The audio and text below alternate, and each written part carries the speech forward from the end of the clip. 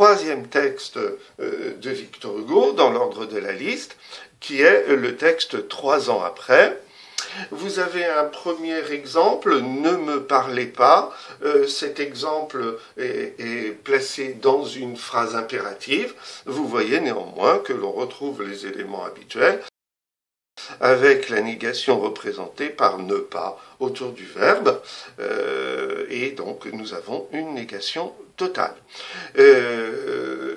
La deuxième, je ne demande désormais, doit être prolongée un peu plus loin par le que. En réalité, c'est je ne demande que. Et nous avons une négation restrictive avec ne que, qui porte finalement, qui restreint la demande de Victor Hugo au silence. Mais vous voyez que cette négation a aussi une valeur temporelle avec l'adverbe désormais. Et puis, dans le dernier exemple, mon œuvre n'est pas terminée, eh bien, vous voyez une négation totale avec ne pas, mais vous voyez que cette négation se porte sur l'auxiliaire être. Dans le texte ami pour la foulée, il n'y a pas de forme négative. Nous passons maintenant aux différents textes de La Fontaine. Le premier texte est celui de la laitière et le Potelet. J'ai trouvé deux exemples. Le premier exemple, c'est « s'il ne m'en laisse assez ».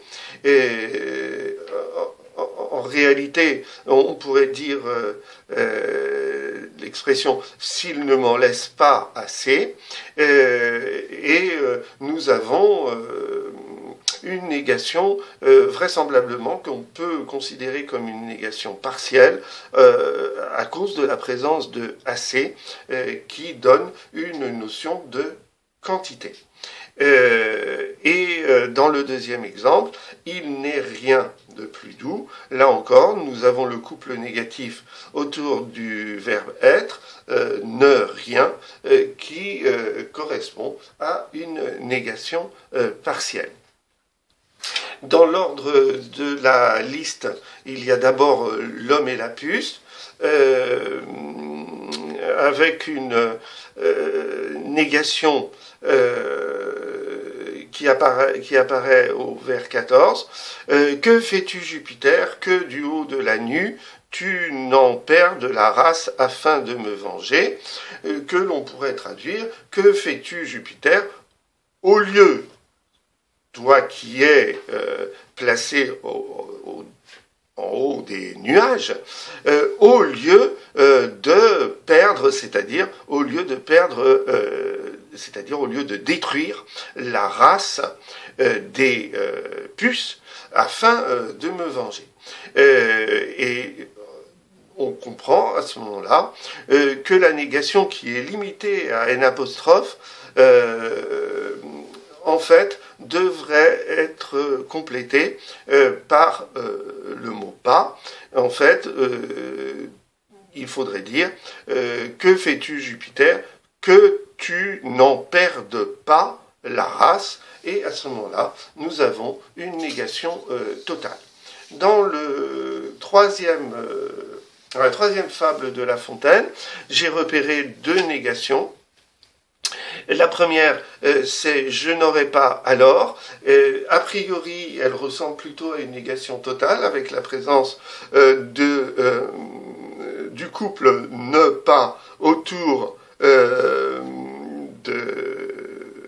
du verbe avoir, mais vous voyez aussi la présence de l'adverbe alors qui introduit une dimension temporelle, et donc on peut considérer que c'est plutôt une négation partielle. Et cette idée de négation temporelle, on la voit apparaître de façon beaucoup plus claire dans le dernier exemple. Ne sentirais-je plus avec le couple ne plus qui correspond à une négation partielle avec une valeur temporelle. Dans le premier texte de théâtre, nous avons deux exemples de négation. La première est dite par Toinette, « Je ne me mêle point ». Vous voyez le couple ne point autour du verbe, et donc nous avons une négation totale qui est plus forte que ne point. Et là, évidemment, vous voyez que Toinette rejette absolument le fait de s'occuper des soins d'Argan à travers ce ne point. Argan, lui, lorsqu'il s'oppose à Toinette et lui fait la leçon dans la dernière réplique, utilise la négation ne pas, ce n'est pas à vous, avec simplement le n apostrophe devant le verbe être, puisque ce verbe commence par une voyelle. Négation totale. Dernier texte, c'est le premier exemple. Cette négation est représentée, même si Argan ne termine pas sa phrase, par le couple ne pas, et donc nous sommes dans une négation totale avec le ne remplacé par n apostrophe devant le verbe être qui commence par une voyelle. Le deuxième exemple, je ne veux plus. Cette fois-ci, nous avons le couple négatif ne plus. Donc, c'est une négation partielle avec une valeur temporelle. Il ne le mérite pas. Négation représentée par ne pas autour du verbe et qui correspond à une négation totale. Je ne voulais plus que... Là, nous avons une négation qui est représentée a priori par le couple ne plus, qui donc induirait une négation partielle à valeur temporelle, mais vous voyez que s'ajoute à cette négation temporelle le que qui